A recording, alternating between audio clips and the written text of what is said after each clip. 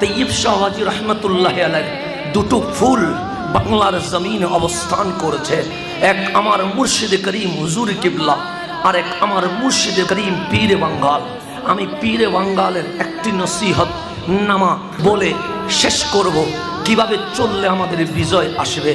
পীরে বাঙ্গাল হুজুরের 2 মিনিটের নসিহত, আমার ডিগ্রি ফেল হয়ে গেছে।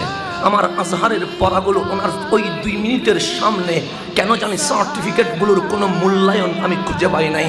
আমার পীরে বাঙ্গাল নসিহত করলেন, বাচ্চা এক নসিহত শুনলো, একটা নসিহত শুনে নাও। আমি বললাম মুনি ফরমা দিজিয়ে। তখন বলতে লাগলেন, শেখ সাদির একটা নসিহত নাও। তুমি যখন নতুন কোনো গ্রামে যাবে, তখন সেই গ্রামের কুকুরগুলো চিৎকার চেঁচামেচি করবে। তো যখন ওরা চিল্লাবে, তুমি যদি পিছনে কুকুর দেখতে যাও, তোমার আসল গন্তব্যে পৌঁছতে পারবে না। তো তোমার দায়িত্ব কি? কুকুর যদি চিল্লায়, পিছনে মোড় নিও না, সামনের দিকে আগাও।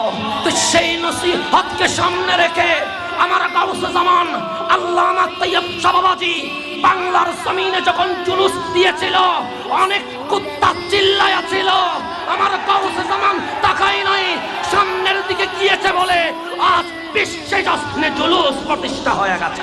কোটের আওলাদ বাংলার জমিনে হক যখন প্রতিষ্ঠা করেছে, তখন অসংখ্য বাতিল কেউ কেউ করবে।